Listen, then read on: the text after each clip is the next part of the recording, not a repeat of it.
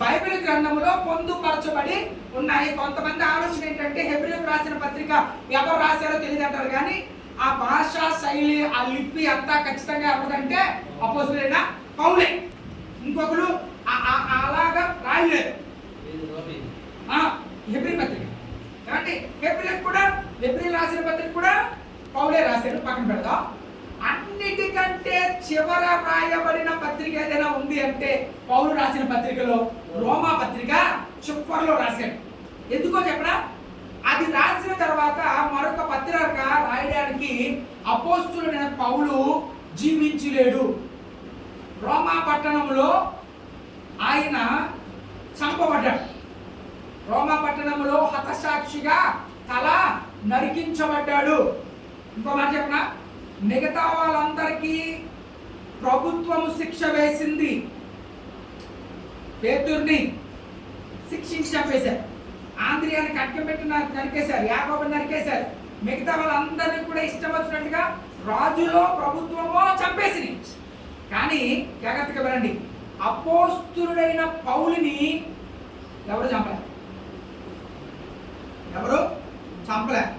అంటే నా ఉద్దేశం ఏంటంటే ఎవరు శిక్షించలేదు. ఆ శిక్షను ఎవరు కోరుకున్నారో తెలుసా? పౌలే కోరుకున్నారు. కానీ ఎలా చనిపోవాలో నిర్ణయించుకునేటువంటి శక్తి ఎవరికుంటుందో తెలుసా? రోమీలకు ఉంటుంది. రోమాలు ఎవరైనా తప్పు చేశారనుకోండి, రోమాలో తప్పు చేస్తే రే నువ్వు ఆ పని చేసావు కనుక నీ శిక్ష తీర్చేస్తున్నాను, ఇది తీసుకెళ్ళి శిక్ష తీర్చాను అంటే కుదరదు. ఆ శిక్ష కూడా వాళ్ళు కోరుకోవాలా. నేను ఎలా చనిపోదాం అనుకుంటున్నాను, నన్ను ఉరేసి చంపండి, లేకపోతే ఖడ్గంతో నరికి చంపండి, లేదా కాల్ చేయండి, లేదా కాళ్ళు చేతులు కట్టి సముద్రంలో పడేయండి, లేకపోతే విషం పట్టించండి. మరణాన్ని ఎంచుకునేటువంటి అవకాశం ఎవరికి ఉంటుందో తెలుసా? రోమా ప్రభుత్వంలో పుట్టినటువంటి వారికి ఉంటుంది. చాలా చోట్ల అపోస్తలుడైన పౌలు దీన్ని పాయింట్అవుట్ చేస్తాడు. రోమీయుడైనా నాకు, రోమీయుడైనా నాకు. ఎందుకు రోమీయుడయ్యాడు? యూదుడు కాదా?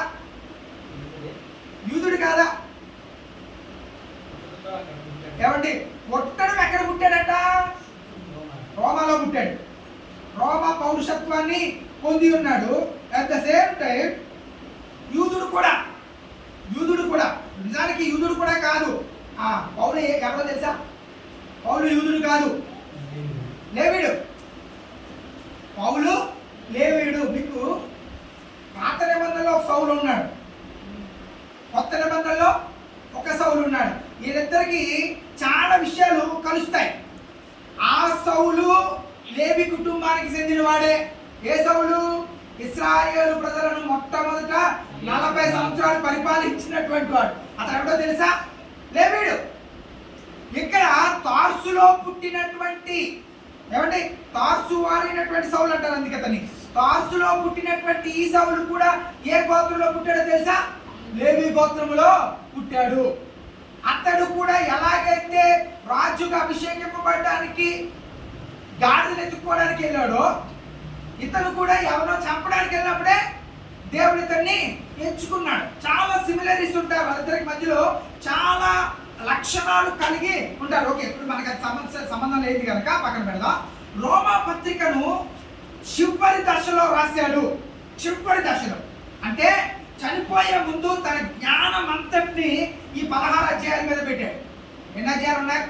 16 అధ్యాయాలు. కరెక్టేనా? చూడు, 16 అధ్యాయాలు. రైట్, 16 అధ్యాయాల్లో చాలా విలువైనటువంటి విషయాలు చెప్పుకొస్తాయి. అందులో 2వ వచనంలో చివరి భాగం చదవండి. 2వ వచనంలో చివరి భాగం ఎట్లనగా, జాగ్రత్తగా ఆలోచించాలి. ఎట్లనగా ధర్మశాస్త్రము దేనిని చెయ్యజాలకపోయెనో దానిని దేవుడు చేశాడు. ఇక్కడ ఆగా, ధర్మశాస్త్రం ఏం చేయలేకపోయింది, దాన్ని దేవుడు ఎలా చేశాడు? అసలు ధర్మశాస్త్రాన్ని ఇచ్చింది ఎవరు? చాలా జాగ్రత్తగా వినాలి. అంటే చాలా రెండింటికి చాలా చిన్న పాయింట్ తప్పిపోయినా అయిపోతాం.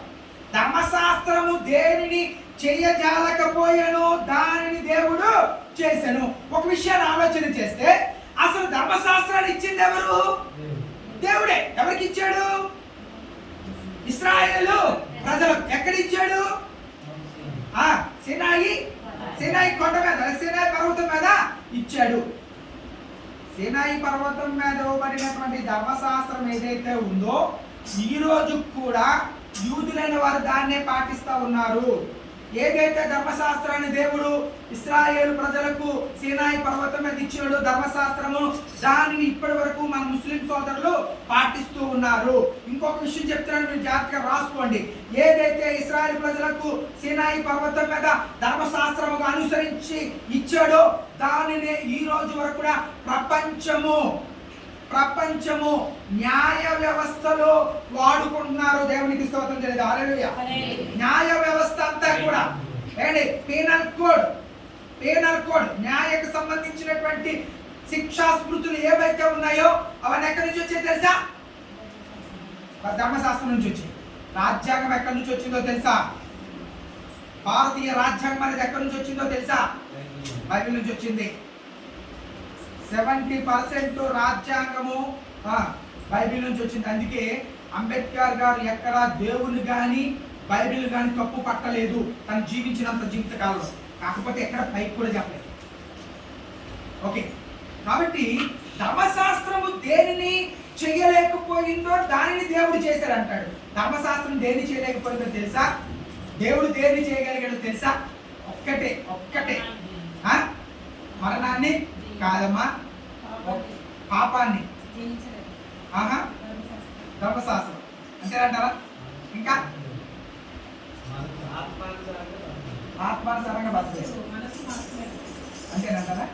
అసలు ధర్మశాస్త్రం ఏం చేసింది? రెండింటిలో ఉంటే కామన్ పాయింట్ ఏంటో పాపమా. ధర్మశాస్త్రము కానీ దేవుడి దగ్గర కానీ ఉండేది ఏంటో తెలుసా? పాపము. పాపానికి ప్రాయశ్చిత్తము ధర్మశాస్త్రం ఏం చెప్తుంది? పాపానికి ప్రాయశ్చిత్తము యేసుప్రభు ఏం చేశాడు? ఎస్, అక్కడ బలి. ఎక్కడ? ధర్మశాస్త్రం అంతా బలి. ఏమండి? సమాధాన బలి, పాప పరిహారార్థ బలి, అపరాధ పరిహారార్థ బలి, సమాధాన బలి, దహన బలి, ఇలాంటి బలులన్నీ తీసుకొచ్చి ఏదైతే ప్రభు ఉద్దేశం ఉంటే బాగుంది. ప్రభు ఉద్దేశం ఏంటంటే పాపానికి క్షమాపణ ఎక్కడి నుంచి ఇవ్వాలి? ఎక్కడి నుంచి ఇవ్వాలి? రక్తము చిందించుట ద్వారా, లేదా పాప క్షమాపణ అనేది రక్త ప్రోక్షణం వల్ల జరగాలి. ప్రభు కూడా ఏమని చెప్తా ఉన్నాడు? నేను చెప్పాను రెండు విషయాలు అయితే రెడీ అయిపోతారని అనుకున్నాను. ఏమండి? చాలా సింపుల్ మీ అందరికి చాలాసార్లు చెప్పాను, మళ్ళీ చెప్తాను. ధర్మశాస్త్రంలో ప్రభు వారు పాపానికి ఒక రెమెడీ ఇచ్చాడు. ఏంటది? పాపం చేసిన వాడు ఎవరైనా ఒక మేకనో, గొర్రెనో, పొట్టేలునో, కోడెనో, కోడె అంటే కోడి కాదు, కోడె దూడ, ఓకే, లేక పావురానో గువ్వనో తీసుకొచ్చి దానిని తను చేసిన పాపానికి బదులుగా,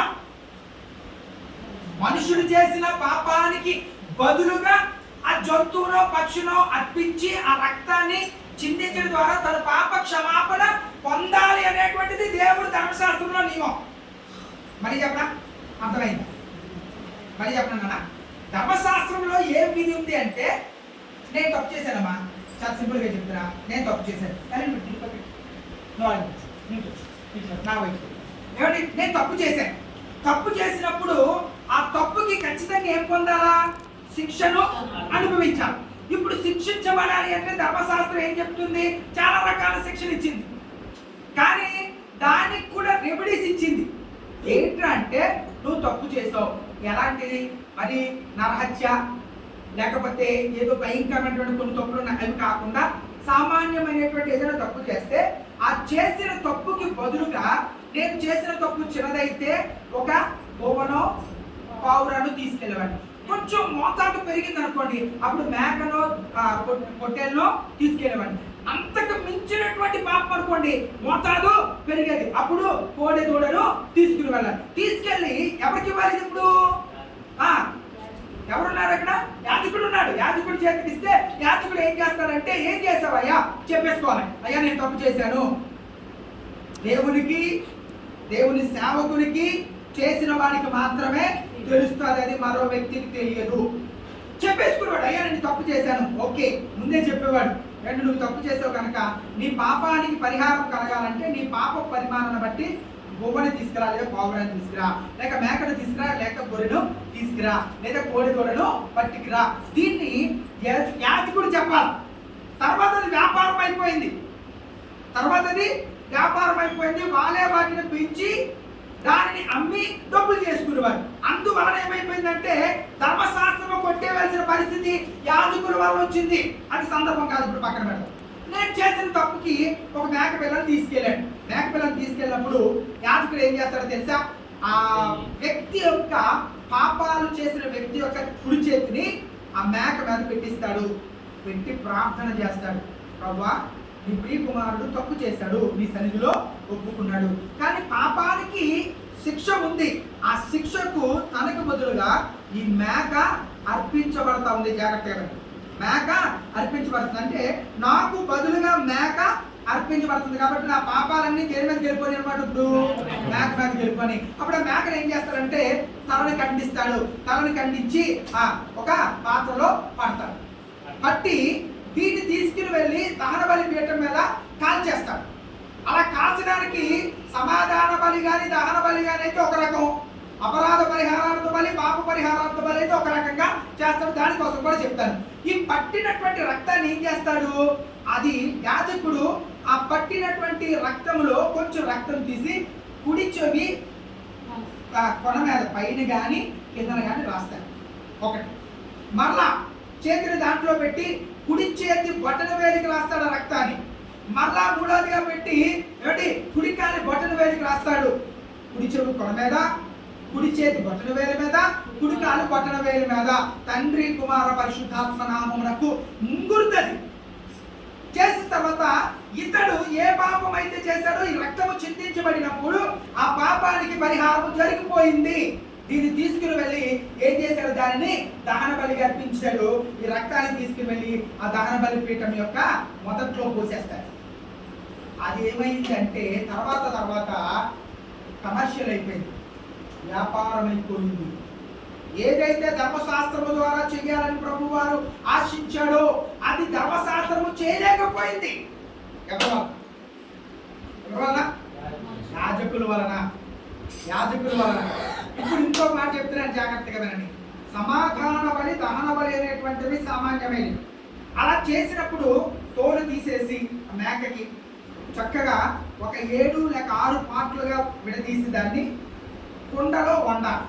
వండే ముందు ఏం చేయాలో తెలుసా? కుడివైపు ఉన్నటువంటి జబ్బ, మేకకి కుడి జబ్బ ఉంటుంది కదా, అది కాలేయము మీద బొప్పను సపరేట్గా తీయాలి. బొప్పనంటే పైన ఒక తోలు లాడుతుంటారు, కొవ్వుతో ఉంటుంది. ఏంటి ఆ కాలేయము కుడి జబ్బ సేవకుడికి వెళ్ళిపోద్ది. ఏమండి ఈ పైన ఉన్నటువంటి పొరందు చూసారా? అది మొట్టమొదట దహన బలి పీఠం మీద ఏం చేయాలో తెలుసా? దేవునికి సర్వాంగ హోమముగా దానిని అర్పించాలి. దాంట్లోంచి వచ్చేటువంటి పొగను ప్రభు ఏం చేస్తాడో తెలుసా? ఆగ్రహిస్తాడు అనంత బైబిల్లో. ఓకే, ఇప్పుడు మిగిలినటువంటి జంతువు యొక్క మాంసం ఉంది చూసారా? దాన్ని వండేసి సేవకులు దాన్ని తినాలి. తర్వాత ఏమైందంటే వీళ్ళు ఇష్టం వచ్చినట్టుగా ప్రవర్తించడం ప్రారంభించారు. సేవకుడు కుడిజ వెళ్ళిపోయింది, కాలేయం వెళ్ళిపోయింది. ఏమండి తృప్తి పడాలి కదా. రోజులో ఎన్ని వందల బలులు అర్పించబడతా ఉండేవి. ఏం చేసుకుంటారో అదని అడ్డపెట్టుకుని వాడుకుంటారా? ఏమండి ఈ లోపుగా వండుతున్న దాంట్లో కూడా కక్కుర్తి. ఏమండి 3 రోజులు కలిగినటువంటి ఒక పెద్ద త్రిశూలం లాంటిది చేయించారు. ఒక ఆడ ఉంటుంది. ఏమండి ఒక ఆడ ఉంటుందమ్మా, ఆ కాడ లాంటిది పట్టుకుని దీనికి 3 త్రిశూలాలు అన్నమాట, 3 ముళ్ళు లాంటివి ఉంటాయి. ఇది తీసుకుని వెళ్ళి ఉడుకుతున్నటువంటి ఆ గిన్నెలో గట్టిగా గుచ్చితే ఏమవుతుంది? దానికి చాలా మాంసం దిగబడిపోతుంది కదా. అది పైకి తీసాక ఇది యాజకునికి అని చెప్పట్టి 30% పట్టే పైకి వెళ్ళిపోయింది. ఉడిజొప్ప కార్యం లోపలికి వెళ్ళిపోయింది. ఈ 3 ముళ్ళకు దిగబడినటువంటిది కూడా లోపలికి వెళ్ళిపోయేది. దీని వలన అది ఏమైపోయిందంటే వ్యాపార కేంద్రం అయిపోయింది. అందుకే మాట అపోస్తులైన పౌలు చాలా స్పష్టంగా చెప్తున్నాడు. ఏమన్నాడు తెలుసా? ధర్మశాస్త్రము దేనిని చేయజాలకపోయెను. చేయలేని అనలేదు, చదివారు సరిగా, చేయజాలకపోయేను అంటే సొంతంగా నిర్ణయాలు తీసుకుని దేవుడు ఇచ్చినటువంటి ఆజ్ఞను పాటించనివ్వకుండా ఇష్టం వచ్చినట్లుగా వాళ్ళు చేసేయటం వలన ఏమైపోయిందో తెలుసా? దేవుడు అనుకున్నటువంటి పని అక్కడ జరగలేదు. అది శరీరానుసారమైన మనసు కలిగిన వారు చేసే పని. ఒకటి, దాన్ని ఎవరు చేశాడంటాడు? దేవుడు చేశాడు. ఎలా? దాన్ని కూడా అక్కడే చెప్తున్నాడు చూడండి ఒకసారి. అదే అధ్యాయంలో ఒక చక్కటి మాట ఉంటుంది, చదువునా. 4వ వచనం.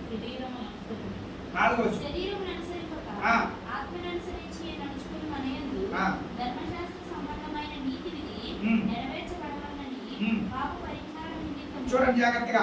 పాప పరిహారము నిమిత్తము దేవుడు తన సొంత కుమారుని పాప శరీరాకారముతో పంపి ఆయన శరీరమునందు పాపమునకు శిక్ష విధించను. దేవునికి స్తోత్రం చెల్లిద్దాం. హల్లెలూయా. అంటే పాప పరిహారానికి ధర్మశాస్త్రము చేయవలసిన పనిని కరెక్ట్ గా ధర్మశాస్త్రము చేయలేకపోయింది కనుక దేవుడే తన కుమారుణ్ణి ఎలా పంపించాడండి? పాప శరీర కార్యముగా.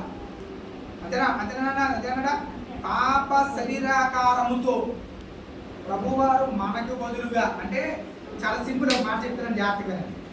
అంతకుముందు తప్పు నేను చేస్తే శిక్ష ఎవరు పొందారు? మేక గొర్రె పొందింది. ఎలాగా? నా పాపాన్ని దానిలోనికి పంపించడం వల్ల. ఇప్పుడు దాని బదులు ఎవరు వచ్చారో తెలుసా? ఆ మేకకు బదులుగా, ఆ గొర్రెకు బదులుగా యేసుప్రభు వచ్చాడు. నేను చేసిన పాపాన్ని తన మీద మూసుకుంటూ కల్వరిగిరి అన్న రక్తాన్ని చిందించడం ద్వారా పాప క్షమాపణ. అది శరీరానుసారమైన మనసు. ఎవరిది? యాజకుడు.